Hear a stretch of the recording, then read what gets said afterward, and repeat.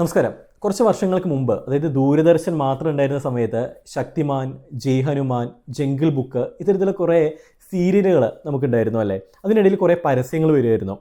നമുക്ക് ഈ പരസ്യങ്ങൾ സ്കിപ്പ് ചെയ്യാനായിട്ടുള്ള യാതൊരു വഴിയുമില്ല. കാരണം മറ്റ് ചാനലുമില്ല ചാനൽ ചേഞ്ച് ചെയ്യാനായിട്ട്. നമ്മളത് കണ്ടേ പറ്റൂ. അപ്പോൾ നമ്മൾ നിർബന്ധിച്ച് ആ പരസ്യങ്ങൾ കാണിപ്പിക്കും. നമ്മൾ ഇന്നും ആ പരസ്യങ്ങൾ ഓർക്കുന്നുണ്ട്. നമ്മുടെ ഹൃദയത്തിലാണ് പല പരസ്യങ്ങളുടെ സ്ഥാനം അല്ലേ. ഇപ്പോൾ വാഷിംഗ് പൗഡർ നിർമ്മ, ബജാജിൻ്റെ ആ ഒരു ആഡ്, ഹമാര ബജാജ്.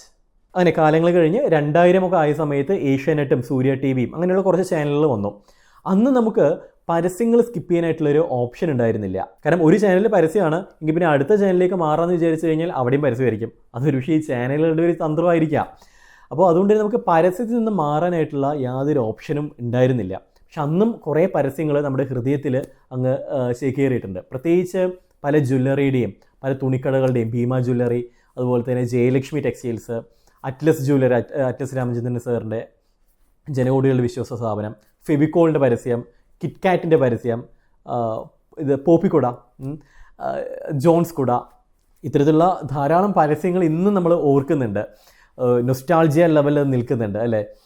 പിന്നീട് കുറേ വർഷങ്ങൾ കഴിഞ്ഞു. 2014, 15, 16 ആയ സമയത്ത് എല്ലാവരും സോഷ്യൽ മീഡിയ ഉപയോഗിക്കാനായിട്ട് തുടങ്ങി. ഫേസ്ബുക്കും യൂട്യൂബും എല്ലാം ഉപയോഗിക്കാനായിട്ട് തുടങ്ങി.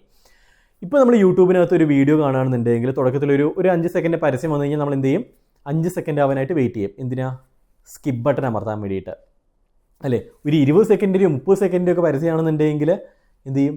നമ്മളൊരു പക്ഷേ ആ ചാനൽ ഒന്ന് റീഫ്രഷ് ചെയ്ത് നോക്കും. എന്നിട്ട് മാറിയില്ല എന്നുണ്ടെങ്കിൽ നമ്മൾ ആ വീഡിയോ തന്നെ കാണാതെ അടുത്ത വീഡിയോ കണ്ടുവന്ന് വരാം. കാരണം നമുക്കിന്ന് ധാരാളം ഓപ്ഷൻസ് ആണ്. ഇപ്പോൾ ഒരു മീഡിയത്തിൽ പരസ്യമാണെന്നുണ്ടെങ്കിൽ അത് ക്ലോസ് ചെയ്തിട്ട് അടുത്ത മീഡിയത്തിലേക്ക് പോകും. അപ്പോൾ ഇത്തരത്തിലുള്ള ഓപ്ഷൻസ് ധാരാളം വന്നപ്പോൾ ആളുകൾ സ്കിപ്പ് ചെയ്യാനായിട്ട് തുടങ്ങി. അപ്പോൾ പരസ്യങ്ങൾ എന്നും തടസ്സങ്ങളാണ്, ഇൻറ്ററപ്ഷൻസ് ആണ്. അന്നും ഇൻറ്ററപ്ഷൻസ് ആയിരുന്നു, പക്ഷെ നമ്മുടെ മുമ്പിൽ യാതൊരു ഓപ്ഷൻസും ഉണ്ടായിരുന്നില്ല. ഇന്നും ഇൻറ്ററപ്ഷനാണ് നമ്മുടെ മുമ്പിൽ, പക്ഷേ ഓപ്ഷൻസ് ഉണ്ട് പരസ്യങ്ങൾ കാണാതിരിക്കാനായിട്ട്. ശരിയല്ലേ? പക്ഷേ ഈ പരസ്യങ്ങൾ ബിസിനസ്സുകാരെ സംബന്ധിച്ചിടത്തോളം അത് ജനങ്ങളെ കാണിച്ചേ മതിയാവുള്ളൂ, എങ്കിലേ കച്ചവടം നടക്കത്തുള്ളൂ. അതുകൊണ്ട് ആരുടെയൊക്കെയോ തലയിൽ ഉദിച്ച ഒരു ആശയമാണ് എംബഡഡ് മാർക്കറ്റിംഗ്. എന്താണ് എംബഡഡ് മാർക്കറ്റിംഗ്? എംബഡഡ് മാർക്കറ്റിംഗ് എന്താണെന്നുള്ളത് ഞാൻ വളരെ സിമ്പിളായിട്ട് നിങ്ങൾക്ക് എക്സ്പ്ലെയിൻ ചെയ്തു തരാം. ഇതിനകത്ത് product placement, branded entertainment, native advertisement, ഇത്തരത്തിലുള്ള കുറച്ചധികം രീതികളുണ്ട്. പക്ഷേ ഞാൻ ജനറലായിട്ടുള്ള ഒന്ന് സിമ്പിളായിട്ട് ഞാൻ പറഞ്ഞുതരാം. ഇപ്പോൾ നിങ്ങളൊരു വെബ് സീരീസ് കാണുമെന്ന് വിചാരിക്കുക, അല്ലെങ്കിൽ ഒരു ഷോർട്ട് ഫിലിം കാണുകയാണ്. അപ്പോൾ അതിനിടയിൽ ഒരു നായക കഥാപാത്രം, ആ നായക കഥാപാത്രം ഒരു സ്റ്റേജിൽ എത്തുന്ന സമയത്ത് ആ കൂടി വല്ലാത്ത ഡിപ്രഷനിലേക്ക് പോയിക്കൊണ്ടിരിക്കുകയാണ്. കാരണം കാമുകിക്കാണെന്നുണ്ടെങ്കിൽ വേറെ കല്യാണ ആലോചനകൾ വരുന്നു, ഈ കാമുകനാണെന്നുണ്ടെങ്കിൽ അല്ലെങ്കിൽ ഈ നായകനാണെന്നുണ്ടെങ്കിൽ ജോലി കിട്ടുന്നില്ല. അപ്പോൾ ഒരു സുഹൃത്ത് വന്നിട്ട് പറയണം, എടാ നീ ഇങ്ങനെ വിഷമിച്ചിരിക്കാതെ, എനിക്ക് ജോലി കിട്ടി, എനിക്ക് PSCയിൽ പരീക്ഷ എഴുതി ജോലി കിട്ടി, നിനക്കും കിട്ടണമെന്നുണ്ടെങ്കിൽ നീ ഈ ഒരു ആപ്പ് ഡൗൺലോഡ് ചെയ്യ്. ഇതിനകത്ത് PSC കൃത്യമായിട്ട് പഠിപ്പിച്ചു തരുന്നുണ്ട്. ഇവരുടെ അല്ലാതെയുള്ള സ്ഥാപനം ഇന്ന സ്ഥലത്ത് സ്ഥിതി ചെയ്യുന്നത്, നീ അവിടെ പോയിട്ട് വേണമെങ്കിലും പഠിച്ചോ, നീ രക്ഷപ്പെടും, ഞാൻ രക്ഷപ്പെട്ടത് അങ്ങനെയാണ് എന്ന് പറഞ്ഞിട്ട് ഈ നായകൻ ഇതിൽ ജോയിൻ ചെയ്തിട്ട് അങ്ങനെ കഥ അങ്ങ് മുന്നോട്ടേക്ക് പോകുന്നു.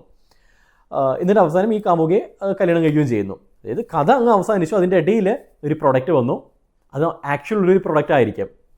നിങ്ങൾക്ക് കുറേ റിലേറ്റ് ചെയ്യാലോ. ധാരാളം മിക്കവാറും എല്ലാ വെബ് സീരീസിലും എല്ലാ ഷോർട്ട് ഫിലിംസിലും ഇന്ന് വരുന്നൊരു സാധനമാണിത്.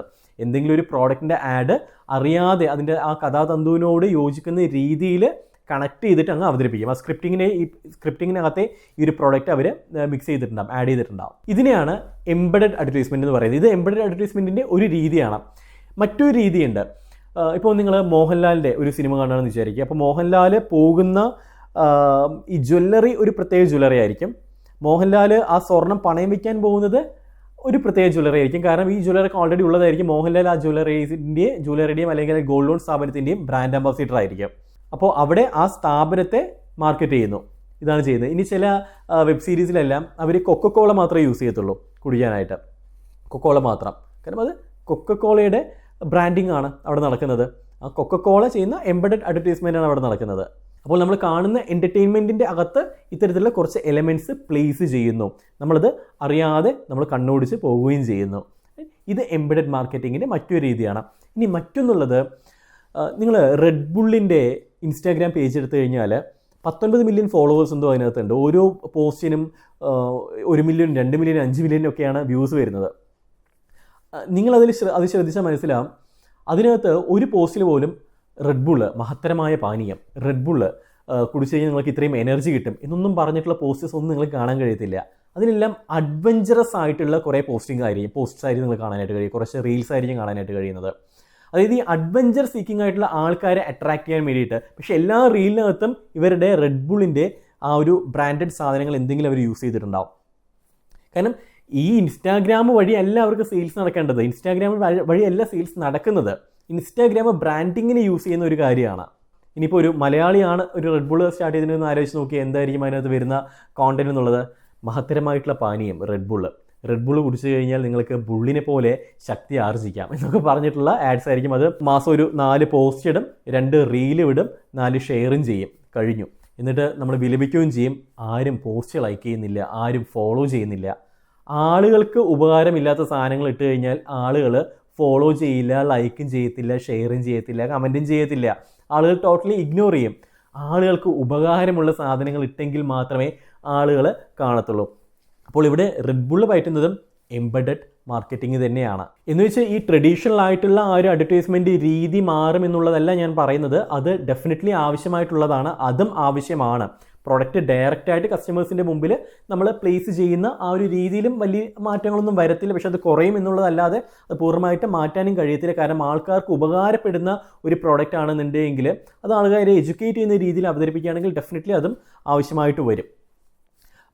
ഒപ്പം തന്നെ ഇത്തരത്തിലുള്ള, കാരണം ഇന്ന് നമുക്കറിയാം ഈ വിഷ്വൽ മീഡിയാസ് വലിയ രീതിയിൽ മാറിക്കൊണ്ടിരിക്കുകയാണ്. ഇനിയുള്ള അടുത്തൊരു 5 വർഷത്തിൽ വലിയ രീതിയിലുള്ള മാറ്റങ്ങളായിരിക്കും നമ്മൾ വീക്ഷിക്കാനായിട്ട് പോകുന്നത്. കാരണം നമ്മൾ ഇന്ന് കാണുന്ന പല മീഡിയാസും ആയിരിക്കത്തില്ല അന്ന് ഉണ്ടാവുന്നത്. ഫേസ്ബുക്ക് ആണെന്നുണ്ടെങ്കിലും ആപ്പിൾ ആണെന്നുണ്ടെങ്കിലും അതിലേക്ക് ഇറങ്ങിക്കഴിഞ്ഞു, ഗൂഗിൾ ആണെന്നുണ്ടെങ്കിലും അതിലേക്ക് ഇറങ്ങിക്കഴിഞ്ഞു. അപ്പോൾ ഒരു 5 വർഷത്തിനപ്പുറം ഈ കാണുന്നതൊന്നും ആയിരിക്കത്തില്ല നമ്മൾ കാണാനായിട്ട് പോകുന്നത്. ഒരുപക്ഷെ എന്നെ കാണുന്നത് പോലും നിങ്ങൾ ഈ ഒരു മീഡിയത്തിലൂടെ ആയിരിക്കത്തില്ല നാളെ. ഇതിലെല്ലാം ഒരുപാട് മാറ്റങ്ങൾ വരാം. നമ്മളൊരു ഗ്ലാസ്സൊക്കെ വെച്ചിട്ടായിരിക്കും നമ്മളിതെല്ലാം കാണുന്നത് ഒരുപക്ഷെ. അപ്പോൾ അവിടെയെല്ലാം ഇത്തരത്തിലുള്ള എംബഡഡ് അഡ്വർടൈസ്മെൻറ്റിന് വലിയ രീതിയിലുള്ള ഇമ്പോർട്ടൻസ് വരും. അതുണ്ടെങ്കിലേ ബിസിനസ് നല്ല രീതിയിൽ മുന്നോട്ടേക്ക് പോകത്തുള്ളൂ എന്നുള്ള അവസ്ഥയിലേക്കും വരും. ഇനി എംബഡഡ് അഡ്വർടൈസ്മെൻറ്റിൻ്റെ മറ്റൊരു രീതിയുണ്ട്, ഇൻഫ്ലുവൻസർ മാർക്കറ്റിംഗ്. ഇപ്പോൾ നമുക്കറിയാം സോഷ്യൽ മീഡിയാസിൽ, പ്രത്യേകിച്ച് ഇൻസ്റ്റാഗ്രാമിലെല്ലാം മൈക്രോ ഇൻഫ്ലുവൻസേഴ്സ് ഉണ്ട് അല്ലേ. ചെറിയ കുറച്ച് ഫോളോവേഴ്സുള്ള 50,000, 1,00,000, 2,00,000 ഒക്കെ ഫോളോവേഴ്സുള്ള മൈക്രോ ഇൻഫ്ലുവൻസേഴ്സ് ഉണ്ട്. അപ്പം ഇവർക്കൊരു പ്രൊഡക്റ്റ് കൊടുക്കുന്നു, ഇവരെ ഒരു റീല് ചെയ്യുന്നു. അത് സാധാരണ ഇവർ ചെയ്യുന്ന റീലായിരിക്കും, അതിനിടയിൽ ഈ പ്രൊഡക്റ്റും കൂടി അവർ യൂസ് ചെയ്യുന്നു, എന്നിട്ട് അത് അവർ റെക്കമെൻഡ് കൂടി ചെയ്യുന്നു. അപ്പോൾ ഈ റീൽ എത്ര പേരിലേക്ക് എത്തുന്നു അത്രയും പേരിലേക്ക് ഈ പ്രൊഡക്റ്റ് എത്തുകയാണ് ചെയ്യുന്നത്. അപ്പോൾ അതും സാധ്യതയുള്ള ഒരു മേഖലയാണ്. പക്ഷേ ഇന്നത് എത്രത്തോളം വർക്കൗട്ട് ആവുന്നുണ്ടെന്ന് ചോദിച്ചു കഴിഞ്ഞാൽ അതൊരു സംശയമാണ്. കാരണം ഈ ഇൻഫ്ലുവൻസേഴ്സ് എല്ലാവരും വാരിക്കോരി ആ പ്രൊഡക്റ്റ് ഈവൻ നന്നായിട്ട് യൂസ് ചെയ്യാതെ, ഒട്ടും റിസർച്ച് ചെയ്യാതെ, ജെന്യൂൻ ആയിട്ടുള്ള കമ്പനിയാണെന്ന് പോലും നോക്കാതെ ആൾക്കാരിലേക്ക് തള്ളി കൊടുക്കുകയാണ് ചെയ്യുന്നത്. അതുകൊണ്ട് തന്നെ ഇത് ആൾക്കാർ എടുത്ത് ഒരുപാട് പരാതി വരുന്നത് കൊണ്ട് തന്നെ ആളുകൾ ഇത് വിശ്വസിക്കാത്തൊരവസ്ഥയിലേക്ക് പോയിക്കൊണ്ടിരിക്കുകയാണ്.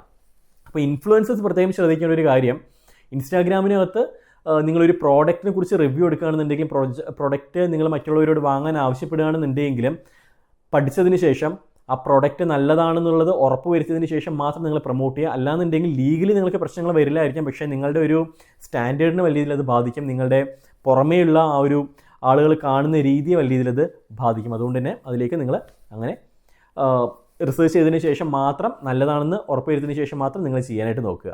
അപ്പോൾ ആസ് എൻ ഓൺട്രപ്രണർ കയ്യിൽ പൈസ ഉള്ളതുകൊണ്ട് മാത്രം നിങ്ങൾക്ക് ഈ പറയുന്ന എംബ്രോയിഡറി അഡ്വർടൈസ്മെൻറ്റ് ചെയ്യാൻ കഴിയത്തില്ല. ക്രിയേറ്റിവിറ്റി വേണം, ഇന്നോവേറ്റീവായിട്ട് തിങ്ക് ചെയ്യണം. ഒന്നില്ലെങ്കിൽ നിങ്ങൾ തിങ്ക് ചെയ്യണം, അല്ലെങ്കിൽ അത് തിങ്ക് ചെയ്യാൻ കേപ്പബിൾ ആയിട്ടുള്ള ആൾക്കാരെ നിങ്ങൾ വളർത്തണം. അതുമല്ലാന്നുണ്ടെങ്കിൽ അത്തരത്തിലുള്ള സ്ഥാപനങ്ങൾക്ക് നിങ്ങൾ ഈ മാർക്കറ്റിംഗ് വർക്ക് കൊടുക്കണം. ക്ലിയർ ആയല്ലോ? സോ എംബ്രോയിഡറി അഡ്വർടൈസ്മെൻറ്റ് എന്താണെന്ന് ക്ലിയർ ആയല്ലോ? All right. ഇനി നിങ്ങൾക്ക് ബിസിനസ് പഠിക്കണമെന്നുണ്ടെങ്കിൽ അത് ഏത് പ്രായക്കാർക്കും ഈ പഠനം എന്ന് പറയുന്നത് ഒഴിച്ചുകൂടാൻ കഴിയാത്തൊരു കാര്യമാണ് അല്ലേ. എത്ര പഠിച്ചു കഴിഞ്ഞാലും ഇനിയും ഒരുപാട് പഠിക്കാനായിട്ടുണ്ടാവും. അതിൽ പഠിക്കാൻ ആഗ്രഹിക്കുന്ന ഒരു വ്യക്തിയാണ് നിങ്ങളെന്നുണ്ടെങ്കിൽ www.learnwithsiju.com എന്ന് പറയുന്ന സൈറ്റ് സന്ദർശിക്കുക. അതിനകത്ത് കുറച്ച് കോഴ്സസ് ഉണ്ട്, നിങ്ങൾക്ക് പർച്ചേസ് ചെയ്യാവുന്നതാണ്. ഡെഫിനറ്റ്ലി നിങ്ങളെ അപ്സ്കില്ല് ചെയ്യുന്ന, നിങ്ങളുടെ തോട്ട് പ്രോസസ്സിനെ മാറ്റുന്ന, നിങ്ങളെ അടുത്ത ലെവലിലേക്ക് എത്തിക്കുന്ന കോഴ്സസ് തന്നെയായിരിക്കും അത്. മറ്റൊരു വിഷയമായിട്ട് അടുത്ത വീഡിയോയിൽ കാണാം. അതുവരെ സിജു രാജൻ സൈനിങ് ഓഫ്.